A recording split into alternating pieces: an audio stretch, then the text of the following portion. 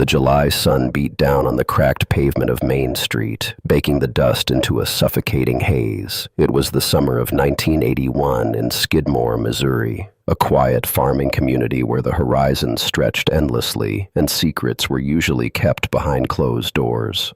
But on this particular morning, the silence of the rural expanse was shattered by a shocking act of violence, executed not in the shadows, but in broad daylight. Dozens of eyes watched, yet history would record that no one saw a thing. This is the paradox of a town that swallowed a murder, choosing a collective silence over the rigid mandates of the law. The crime remains unsolved, an enduring monument to the terrifying power of a community pushed past its breaking point.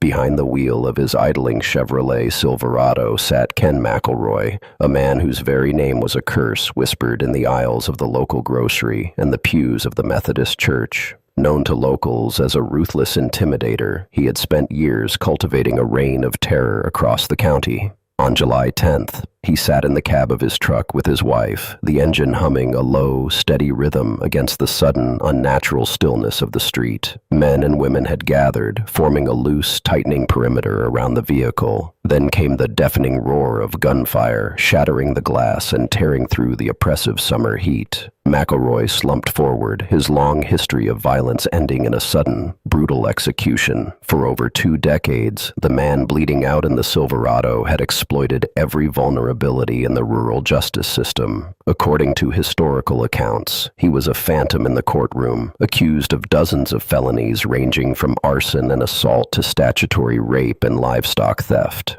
Yet, through a combination of witness intimidation, skilled legal maneuvering, and a profound failure of institutional protection, he walked free time and time again. The law, designed to shield the innocent, had become his greatest weapon. The citizens of the region learned a bitter lesson. The badge and the gavel could not protect them from a predator who knew exactly how to game the system. When local law enforcement finally descended upon the smoking ruin of the crime scene, they found a tableau of impossible ignorance.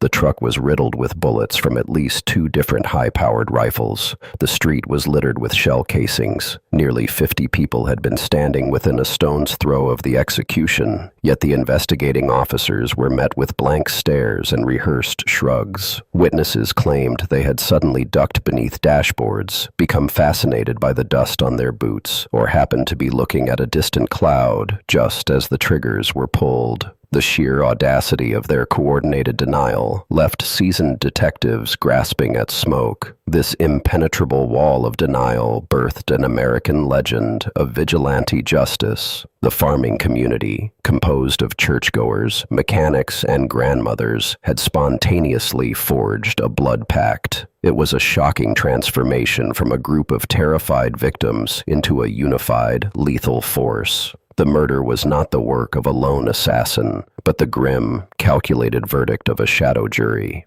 Skidmore effectively seceded from the American legal system on that July morning, declaring that when the state fails to protect its own, the people will balance the scales with lead and gunpowder. Forensic analysis of the Silverado painted a picture that completely contradicted the townspeople's testimonies. The trajectories of the bullets indicated crossfire from multiple vantage points, suggesting a coordinated ambush rather than a spontaneous eruption of anger. The glass shards and blood spatter patterns confirmed that the shooters were standing in plain view, unbothered by the audience, yet not a single weapon was ever recovered. By the time the first police cruiser rolled into town, the rifles had vanished into the vast, golden seas of Missouri corn, swallowed by the earth just as the truth was swallowed by the community. The catalyst for this unprecedented uprising had occurred just weeks prior, ending any illusion of a peaceful resolution. The town's elderly grocer, a beloved figure named Ernest Bowenkamp, had crossed paths with the local tyrant over a trivial dispute involving a piece of candy.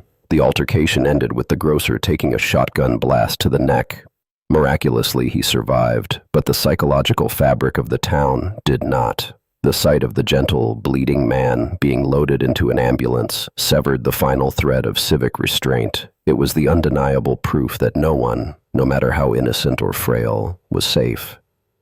In the days following the assault on the grocer, the atmosphere in the local tavern and the Legion Hall grew thick with a desperate, suffocating dread.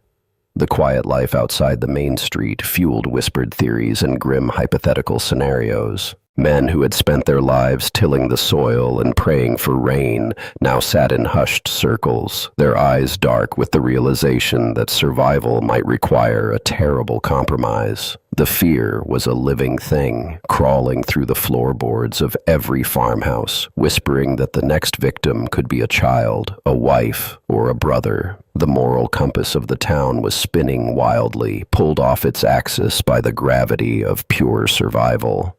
Federal agents and state troopers soon flooded the gravel roads, determined to break the conspiracy. They set up command posts, hauled residents into sterile interrogation rooms, and applied the full pressure of the United States government. The interrogations were masterclasses in psychological endurance, but the investigators hit the same brick wall in every interview. A farmer would politely remove his hat, sit across from an FBI agent, and calmly state that he heard a loud noise but saw nothing. The collective silence was not panicked. It was disciplined, resolute, and completely unbreakable.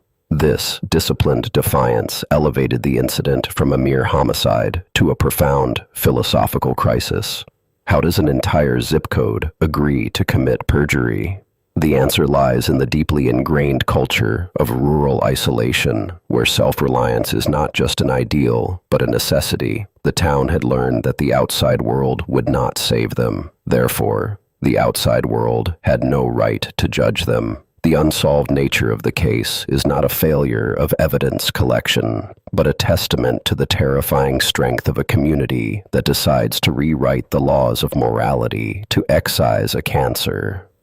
Multiple grand juries were convened in the months and years that followed, attempting to drag the truth into the harsh light of a courtroom. Subpoenas flew like autumn leaves, compelling the witnesses to testify under oath. Prosecutors threatened perjury charges, dangling the prospect of prison time over the heads of the very people who had suffered for decades. Yet, the grand juries returned empty-handed. Without a confession, without a recovered weapon, and with dozens of witnesses perfectly corroborating each other's fabricated ignorance, the legal machinery ground to a humiliating halt. As the calendar pages turned, the media circus eventually packed up its satellite trucks and left the rural outpost to its ghosts. But the shadow of that summer morning never dissipated. The town was permanently branded by the blood spilled on its pavement.